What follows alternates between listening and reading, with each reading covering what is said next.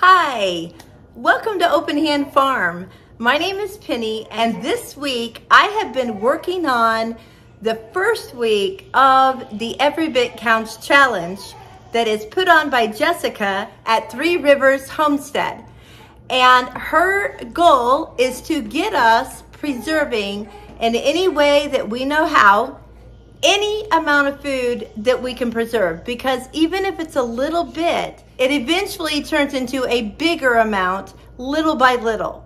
So I started this last year, and I have to say I probably canned more last year on my first week than I did this year, except that this year I have canned more things out of my own garden, whereas last year I went and bought things. So that is really exciting. I went ahead and planned on having more in my garden so that I could do this challenge and have more on my shelves when winter came. So let's look at what I did the first week of the Every Bit Counts Challenge in 2023. So on the first day, I have green beans, elderberries, cantaloupes, and tomatoes. On the first day, I canned 5 pints of green beans out of my garden, and I went upstairs while the kids were playing and broke them. I was able to use my new electric canner and have really enjoyed using that. They came out very nicely, and it was nice to be able to can my own green beans instead of buying them. Just a reminder, when you are canning, the best way to take care of your jars after they're canned is to wash them. Sometimes when you are canning, things will siphon out of the jars. They might get greasy or sticky or whatever, depending on what you're cooking. So you want to wash them off, and you want to make sure that the lid is actually tight. So you want to kind of try to lift them by the lid. Be sure and dry them off, and then your last step would be to go ahead and use a permanent marker or sticker or something and label them. Don't forget the date. That's very important.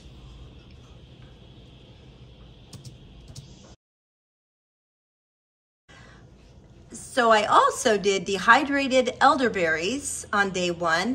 These elderberries look a little green, but they were actually picked very purple, but I froze them because I didn't have time to do anything with them. So I decided to take them out of the freezer and dehydrate them. They were a little juicy because some of the juices were seeping out as they thawed.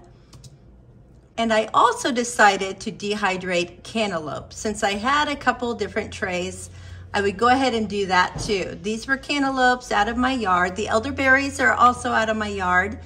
And I just cleaned them, peeled them, and I've never dehydrated cantaloupe before, but I had like 8 of them in my fridge and we just couldn't keep up with them. So I decided, why not? I just used the mandolin and I cut them on the highest number of my mandolin. I don't know what yours would do. And then just laid it on the trays and put it in the dehydrator. And I really can't even remember how long they dehydrated. I just turned it on, and when everything was done, I took it out. Unfortunately, I don't have the brain power to think through all of this with so much going on. I just look and see if they're done. So I'm sorry I can't tell you that. I did start with 8 hours. I'm thinking we did 14. So my dehydrator was down in the basement, is why I didn't dehydrate the elderberries earlier. I ended up moving it upstairs to my entryway. So when you come in my house, you will be welcomed by my dehydrator, usually doing something at least this month. I feel like I have to have it going just as a benefit. I mean, why not, right? After the elderberries dehydrated, you can see they kind of pulled up in clumps because of the juice that they were in, but they're fine and they will work great. What I do is I make juice out of them, so I will just rehydrate them with water and I want to try and make some gummies this year for my grandkids. So I got like 3 quarts out of that, and the cantaloupe was great, and everybody that's tasted it thinks it's a win. So I'll probably be doing some more of that. Then I also had to attack some of these tomatoes. I have all of these big tomatoes. Me and my daughter-in-law eat tomatoes, and my mom likes cherry tomatoes, but not as many of the big ones. So I had to do something. I decided to just cut them all in chunks, kind of take the, cores out, the bad spots off, just cut them in chunks and then boil them. And I did that today, and because I didn't have enough really to mess with, I went ahead and put those in a gallon-sized jar and put them in the fridge so that I could do some more another day and be able to add to them.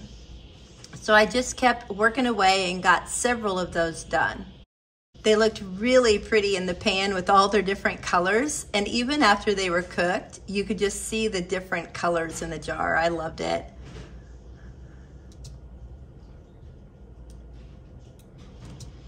Now I also decided to freeze some cantaloupe because that's always good to have on hand too.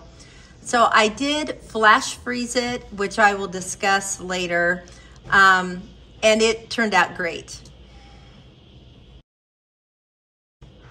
On day 2, I had zucchini, raspberries, and more cantaloupe. I have a recipe for banana bread made with sourdough starter, and I have found that if I use something other than the bananas, like pumpkin or applesauce, I can change up the flavor of the bread. So I decided to try making zucchini bread with it. So I set aside 2 cups for the bread and went ahead and made little haystack piles with my measuring cup of 1 cup haystacks and froze them individually on this pan. And when they were frozen, I just took them off and put them in a Ziploc bag and labeled it frozen zucchini in 1 cup measurements. So I did make some muffins and some bread, and it was so good. Now I also did frozen raspberries. Our raspberries are in season and going crazy. So I talked about flash freezing earlier. What I do is I wash them and I lay them on a towel to dry. Then I put them on wax paper on a tray and put it in the freezer. After they're frozen, I can just gather them up on that piece of wax paper and kind of break them loose and put them in the Ziploc bag. And that way, if I need like half a cup or I just want a handful or whatever, I can just reach into this bag and pull some out. It doesn't freeze in a big clump, and that's great. I do several things that way, and that's how I did the cantaloupe. Now this cantaloupe, you can tell what I'm doing. I'm gonna dehydrate more. I did slice it a little thicker by hand. So day 3, I have green beans, tomatoes, and more elderberries. Now these green beans were flash frozen, but they were also blanched, and we'll talk about that later in the video. But I went ahead and froze them individually by flash freezing them again. Be sure and label your bags. And then I'm back to making tomato sauce. I had a whole new round of tomatoes, and so I just started the process over again. Just cut off any bad spots, core them up, and took the cores out and stuck them in the pan, and again, the colors are just beautiful. Same thing in the jar. Now I have 2 gallons of the tomatoes. I went out and picked more elderberries. There's a couple green ones there, but for the most part, they are all purple. So I went ahead and dehydrated those, so I have another half gallon. On day 4, I have cucumbers, raspberries, and pears. These cucumbers are from my garden, and I like making these honey fermented pickles, and they are so good. I put a grape leaf that I borrowed from my neighbor's grapevine to try to keep them crispier, because the tannin in the leaf will help the cucumber remain crispy while they're fermenting. So I put some seasonings in and add the brine. It does have some honey in it, so it's a little sweet. But if you want the full recipe for these, I'll put a card up here so that you can go back and look at that video and see how to make these. I go ahead and put fermenting tops and weights on them, and I will set them on a plate, because sometimes when you're fermenting, they like to kind of spit out the top, some of the liquid, so that way the plate catches them. And I just set them in my creamery room where it's kind of warm. And after 3 days, you can see the bubbling that was going on, so I knew the ferment was working, and I was very pleased with that. Now, I had these pears that we picked from our tree. Actually, they were on a branch that broke. So I had to go ahead and bring them inside, and I ripened them in a paper bag. But we weren't eating them fast enough. They were getting too ripe. So I decided to pickle them. And I just picked a recipe, just a random recipe that had cinnamon and star of anise in it. I only had the powder, I didn't have the actual stars. And then you add some maple syrup and apple cider vinegar. And I'm gonna be honest, it has too much vinegar. They're okay, but they're not my favorite. Day 5, I have more cucumbers. The rest of the day was a work in the garden kind of day. I had been setting aside my cucumbers, and I went ahead, the ones that I didn't turn into pickles, and I cut on the mandolin and just put on the dehydrator tray. I had a helper that day. He was very into putting things on the dehydrator, and don't worry, he pre-tasted that for you, so he thought it was pretty good, so he put it back on the tray. And here's another one. I promise he did not taste all of them. So here are the cucumbers dried, and they will go into a cucumber powder. That's what I plan to do with them. So on day 6, I made soup. I have raspberries and kale.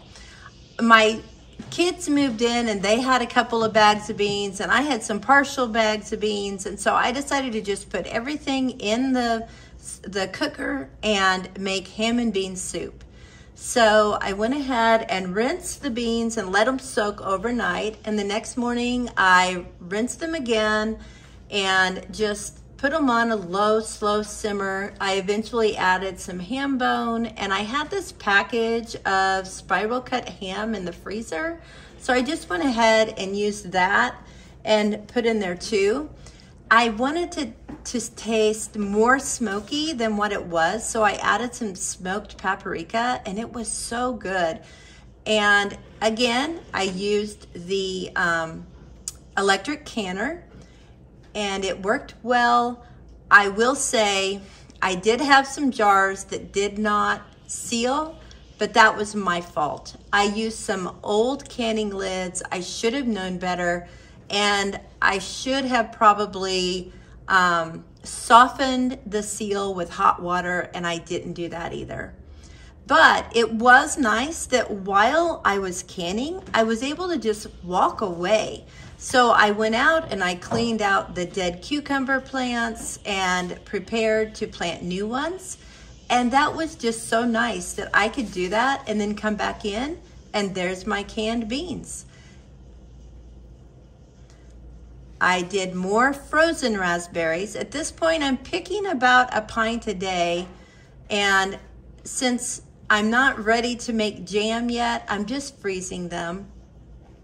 I also have a huge bed of kale, and I have picked from that bed of kale, so I just probably, I don't know, probably 100 Walmart bags full of kale sent out of there, and we've used it ourselves.